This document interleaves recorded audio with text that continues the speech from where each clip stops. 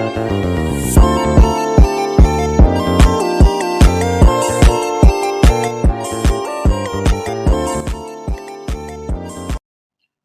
teman-teman semua, apa kabar? Semoga baik-baik saja ya. Perkenalkan, namaku Kadek Pratnyana Gunawiranata, berasal dari program studi Manajemen Keuangan Negara. Nah, di kesempatan kali ini, aku akan menjelaskan materi mengenai distribusi binomial dan distribusi Poisson. Nah, tunggu apa lagi? Simak yuk!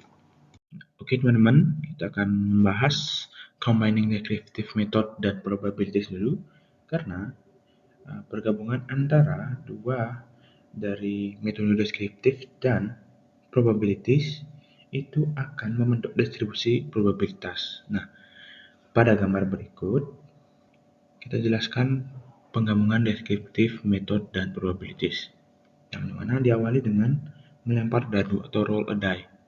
Nah, dalam melempar dadu tentu hasil yang mungkin keluar adalah 1, 2, 3, 4, 5, 6. 1 sampai 6 lah teman-teman. Maka dari itu ada dibagi dua metode supaya mempermudah kita dalam menentukan sebuah probabilitasnya. Pertama adalah chapter 3 and 2 itu metode deskriptif. Nah, di mana metode deskriptif ini kita mengumpulkan data secara nyata. Misal kita melempar kalau di contoh ini melempar sebanyak mungkin 40 kali. Bukan, kayaknya 60 kali ya teman-teman. 60 kali pelemparan dengan frekuensi seperti berikut. Angka 1 muncul 8 kali, 2 10 kali, 3 9, 4 12, dan masih sebagainya. Nah, maka kita dapat menentukan min atau rata-rata dan simpangan bakunya, yang dimana 3,6 dan 1,7. Kemudian lanjut ke probabilitas tiap hasil atau yang chapter 4. Nah, maksudnya di sini adalah kita menghitung peluang setiap hasil dari pelemparan dadu secara teoritis. Nah, atau adil lah seperti itu teman-teman. Misalkan peluang dapatnya angka 1, itu kan berarti dari 6 berarti kan 1/6. Nah, jadi semuanya sama, peluang angka 2 1/6 sampai peluang ke-6 itu 1/6 juga. Nah, maka jika digabungkan dengan metode deskriptif dengan probabilitas, maka akan muncul model teoritis atau distribusi probabilitas, di mana ini membuat model matematis, dan Freeman ini disebut kita cocok dalam hasil yang harapan atau expected value. Misalkan mu-nya sesuai dengan gimana bilangnya? Artinya kalau eksperimen dilakukan berkali-kali, kita mengharapkan nilai rata-rata sebagai berikut 3,5 atau mu-nya 3,5 dan simpangan baku atau mu juga itu 1,7.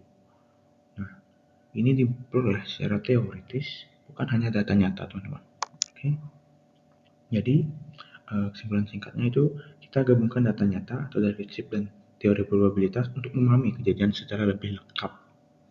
Akan disajikanlah berikut. Oke.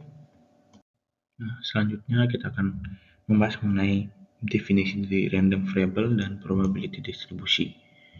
Nah, random variable adalah variabel yang biasanya diwakili oleh X memiliki satu nilai numerik dan ditentukan oleh kebetulan untuk setiap hasil dari suatu prosedur atau percobaan. Nah, lanjut ke probability distribution atau distribusi probabilitas adalah deskripsi yang memberikan probabilitas untuk setiap nilai dari variabel acak. Nah, sering dieksperimenkan dalam format grafik, tabel, ataupun rumus. Nah, kemudian dalam random variable ada dua, antara discrete dan continuous, di mana discrete random variable itu jumlah nilai yang terbatas atau jumlah nilai yang dapat dihitung, di mana dapat dihitung mengacu pada fakta bahwa mungkin ada nilai yang tak terhingga, tetapi mereka berasal dari proses penghitungan. Nah, sedangkan continuous random variable memiliki nilai yang tak terhingga, dan nilai-nilai tersebut dapat dikaitkan dengan pengukuran pada skala kontinu tanpa celah atau gangguan. Oke, kita akan melanjutkan ke requirement of probability distribution atau syarat penting atau syarat utama dari distribusi probabilitas, Di sini ada dua. Yang pertama itu sigma Px atau peluang sama dengan 1. Yang mana ada pernyataan di sini where x assume all possible value. Nah, syarat ini menyatakan bahwa jumlah seluruh probabilitas dari semua kemungkinan nilai yang dapat diambil itu oleh variabel x acak harus sama dengan 1. Nah, dalam teori probabilitas, total kemungkinan kejadian dalam sebuah percobaan harus mencakup seluruh ruang sampel. Nah, artinya salah satu dari semua kemungkinan pasti akan terjadi. Nah, oleh karena itu, jika kita menghitung atau menjumlahkan semua probabilitas nilai X, maka hasilnya akan memperoleh nilai 1. Nah, seperti misalkan kita melempar sebuah dadu, dan nilai X bisa saja 1-6. Nah, jika fair, maka peluang munculnya angka 1 sampai peluang angka 6 jika ditambahkan maka akan menghasilkan angka 1, teman-teman. Nah, kemudian yang kedua, peluang X lebih besar dari 0 dan lebih kecil dari 1. Nah, di sini ada pernyataan for every individual value of X. Nah, penjelasannya ini menyatakan bahwa setiap probabilitas masing-masing nilai X harus berada di antara 0 sampai dengan 1, termasuk 0 dan 1 itu sendiri. Nah, probabilitas adalah ukuran peluang dan secara definisi tidak bisa negatif. Tidak mungkin punya negatif 10% peluang dan tidak bisa lebih dari 1. Tidak mungkin bisa melebihi 100% kan, teman-teman. Oke. Jadi, setiap nilai probabilitas harus berada dalam rentang tersebut agar logis dan valid. Oke, berikut ditampilkan mengenai tata cara kita mencari rata-rata atau means, variance atau ragam, dan standar deviasi atau simpangan baku dari probabilitas distribusi atau distribusi probabilitas. Nah, di berikutnya teman-teman. Nah, simbol baru ini bisa dinamakan sebagai mu, teman-teman. Kemudian ini sigma. Arti sigma itu adalah total dari seluruh nilai peluang yang kita cari. Nah, dari min, misalkan min ini mu sama dengan sigma x dikali px, di mana nilai seluruh x dikali peluangnya mereka sendiri dan dijumlahkan maka akan menghasilkan rata-rata. Kemudian mu square atau mu kuadrat sama dengan sigma dalam kurung x dikurang mu kuadrat dikali px. Nah, untuk menentukan varian seperti itu teman-teman rumusnya. Jangan lupa juga ingat dijumlahkan dari hasil semua nilai x. Kemudian berikut juga menentukan nilai varian, namun cara lebih mudah atau lebih singkatnya lah. Dan mungkin cara-cara ini yang mungkin kita gunakan dalam kegiatan pembelajaran mungkin. Di mana mu kuadrat atau mu square sama dengan sigma x kuadrat dikali px, kita jumlahin dulu baru dikurangi dengan nilai mu kuadrat. Dan terakhir atau menentukan standar deviator atau simpangan baku, di mana simpangan baku atau mu sama dengan akar dari sigma x kuadrat dikali px dikurang mu kuadrat. Oke, kita akan melanjutkan ke dalam materi mengidentifikasi hasil yang tidak bisa biasa atau unusual results dari probability. Yang pertama mengenai real event rules of interferential statistics, di mana jika di bawah asumsi tertentu, seperti asumsi bahwa koin adalah adil, probabilitas dari suatu peristiwa yang diamati tertentu, seperti 992 kepala dalam 1000 lembar koin, sangat kecil. Kita menyimpulkan bahwa asumsi tersebut mungkin tidak benar, seperti itu, karena sangat jarang terjadi, seperti itu. Kemudian menggunakan probabilitas untuk menentukan kapan hasil tidak biasa. Nah, apa sih itu hasil yang tidak biasa, teman-teman? Nah, kadang-kadang dalam percobaan atau pengamatan kita mendapatkan bahwa hasil yang sangat berbeda dari biasanya. Nah, untuk menentukan apakah suatu hasil itu tidak biasa atau unusual, kita bisa menggunakan probabilitas. Nah, hasil tidak biasa atau unusual itu jika probabilitas sangat kecil, yaitu kurang dari atau sama dengan 0,05 atau 5%. Kenapa?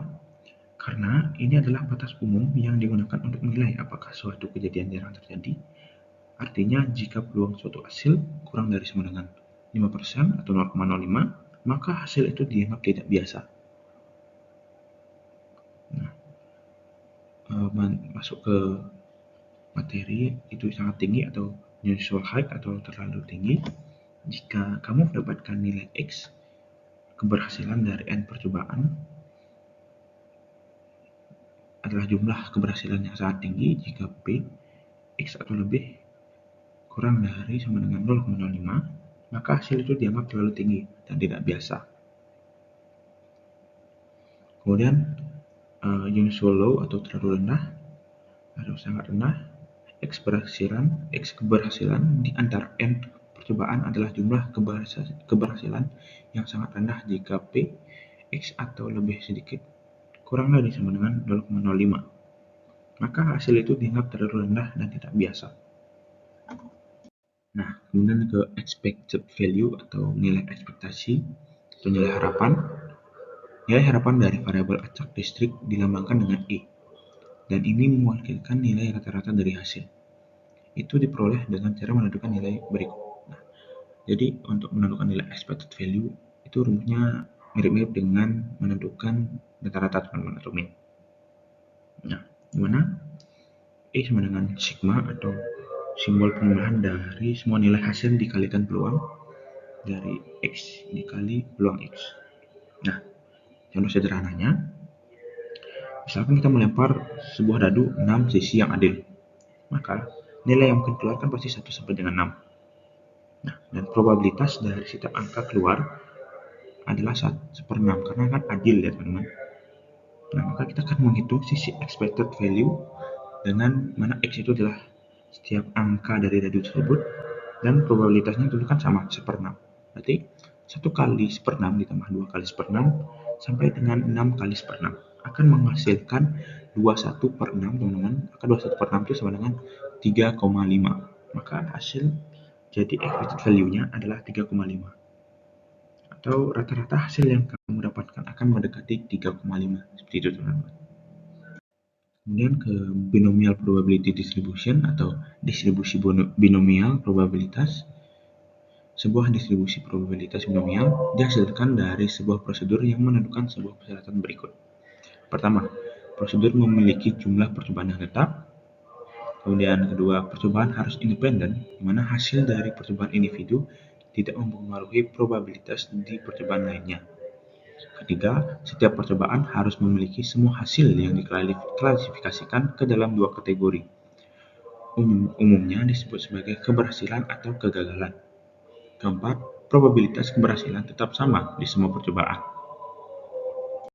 Tadi kita sudah mungkin ada syarat-syarat dari binomial probability distribution, di mana adanya success dan failure atau keberhasilan dan kegagalan. Nah, di sini kita akan menjelaskan mengenai notasi dari binomial probability of distribution, di mana ada S dan F, di mana S itu adalah success atau keberhasilan dan F itu adalah failure atau kegagalan.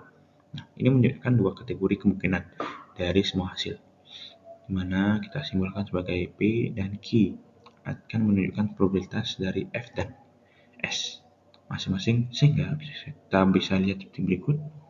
Peluang dari S akan sama dengan P, dimana kan P itu adalah probabilitas sukses, sedangkan PF atau probabilitas of failure sama dengan 1 dikurang dari probabilitas sukses yang sama dengan Q atau probabilitas of fail.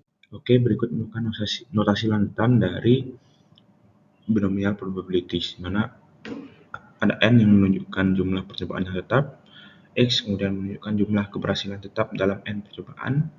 Jadi X bisa menjadi angka bulat antara 0 dan N, termasuk P itu menunjukkan probabilitas keberhasilan dalam salah satu dari N percobaan. Kemudian Q juga menunjukkan probabilitas kegagalan dalam salah satu dari N percobaan. Kemudian peluang X menunjukkan probabilitas mendapatkan tempat dan X keberhasilan di antara N percobaan. Oke, metode pertama yaitu menggunakan binomial probability formula. Kita tahu dari gambar berikut menunjukkan formula dari binomial probabilities. Nah, aku akan jelaskan sedikit mengenai binomial probability, di mana digunakan untuk menghitung peluang dari jumlah keberhasilan tertentu dalam sejumlah percobaan tertentu yang hasilnya hanya ada dua kemungkinan, yaitu sukses atau gagal. Oke, sukses atau gagal, teman-teman. Nah, di berikut rumusnya kita bacakan, mana peluang X sama dengan N faktorial dibagi N dikurang X faktorial dikali X faktorial, kemudian dikali dengan probabilitas keberhasilan pangkat dari jumlah keberhasilan dan N percobaan dikali probabilitas kegagalan dalam suatu percobaan pangkat N jumlah percobaan dikurang jumlah keberhasilan. Oke, dan berikut merupakan formula dari probability distribution atau distribusi probabilitas discrete, yang mana ada rata-rata, varian, dan standar deviasi yang mana udah kita jelaskan sebelumnya ya teman-teman. Mungkin bisa dibaca lagi. Nah, dari formula sebelumnya, untuk mencari mean, varian, dan standar deviasi, kita dapat menentukan dengan rumus berbeda teman-teman. Dimana kalau untuk mencari mean, itu kita mengalihkan dari jumlah percobaan tetap dengan peluang keberhasilan. Kemudian untuk varian, itu juga sama, namun kita tambahkan dengan pengalihan probabilitas kegagalan. Nah, sedangkan standar deviasi atau simpangan, di mana kita akarkan dari jumlah n dikali x, dikali p dan dikali q. Itu teman-teman. Nah, kita lanjutkan ke Poisson distribution atau distribusi Poisson. Nah, Poisson distribution atau distribusi Poisson adalah distribusi probabilitas diskrit yang berlaku untuk kejadian beberapa peristiwa dalam interval tertentu. Nah, variabel acak X adalah jumlah kejadian peristiwa dalam suatu interval, di mana interval dapat berupa waktu, jarak, area, volume, dan unit serupa. Nah, contoh waktu itu seperti berapa banyak sih pelanggan datang dalam 1 jam, kemudian jarak, berapa banyak kecelakaan, atau kita melihat pelang dalam 5 km jalan. Seperti itu. Nah, dan distribusi ini cocok untuk digunakan ketika kita menghitung frekuensi kejadian yang jarang terjadi dalam suatu interval tetap. Nah, ini untuk karakteristik distribusi Poisson itu kejadian terjadi secara acak dan independen. Kemudian kejadian bisa terjadi kapan saja, tetapi rata-rata kejadiannya tetap. Dan terakhir, kejadian tidak bisa terjadi bersama dengan eksak. Nah, formulanya seperti ini teman-teman, di mana Px sama dengan mu kuadrat mu pangkat x dikali elemen atau eksponensial, bilang eksponensial pangkat minus mu, di mana bilang eksponensial ini sekitar berikut. Kita mendapatkan dari hasil logaritma, teman-teman. Itu kemudian dibagi dengan x faktorial, teman-teman. Kemudian persyaratan dari distribusi Poisson, teman-teman. Di sini ada 4 poin. Pertama, variabel acak X adalah jumlah kejadian dari suatu peristiwa selama interval tertentu. Kemudian kejadian harus acak. Ketiga, kejadian harus independen satu sama lain. Lalu kejadian harus terdistribusi secara informal di atas interval yang digunakan. Nah, seperti parameter berikut. Dimana kita tahu rata-rata itu adalah mu atau ya mu, kemudian standar deviasi itu adalah mu juga, tapi mu dalam akar, teman-teman, seperti itu. Oke, ini konsepnya ya teman-teman. Kemudian perbedaan antara binomial distribution apa sih itu? Distribusi Poisson berbeda dari distribusi binomial dalam cara-cara fundamental ini, teman-teman. Nah, pertama, distribusi binomial itu dipengaruhi oleh ukuran sampel n dan probabilitas p. Sedangkan distribusi Poisson hanya dipengaruhi oleh rata-rata atau mu ya, teman-teman. Nah, kemudian yang kedua, dalam distribusi binomial, nilai yang mungkin dari variabel acak X adalah 0, 1, sampai dengan n, teman-teman. Tetapi distribusi Poisson memiliki nilai yang mungkin adalah 1, 2, 3, sampai tanpa batas, teman-teman. Kita nggak tahu sampai kapan ya, gitu. Oke. Oke, lanjut ke Poisson as a approximation to the binomial distribution. Nah, di mana distribusi Poisson ini kadang-kadang digunakan untuk mendekati distribusi binomial ketika n besar dan p kecil. Dan berikut aturan dari terjadinya hal berikut, untuk peristiwa berikut, di mana n atau jumlah percobaan harus lebih banyak dari 100, dan kemudian n kali p itu harus lebih kecil sama dengan 10, gitu ya teman-teman. Nah, selanjutnya udah kita bahas sebelumnya mengenai perkiraan juga dari Poisson dalam binomial distribution, di mana ada dua syarat, di mana n harus lebih besar dari besar sama dengan 100 dan np atau n kali p lebih kecil dari sama dengan 10 ya teman-teman. Jika dua persyaratan ini terpenuhi, maka kita juga dapat menentukan nilai mu atau rata-ratanya teman-teman. Nah, bagaimana sih dengan cara berikut, di mana mu sama dengan nilai n dikali dengan p. Itu ya teman-teman. Nah, segitu dulu untuk materi kita pada pertemuan kali ini. Semoga dapat bermanfaat bagi kalian semua. Dan jika ada salah kata, mohon maaf. Dan kita bertemu di video selanjutnya. Bye-bye.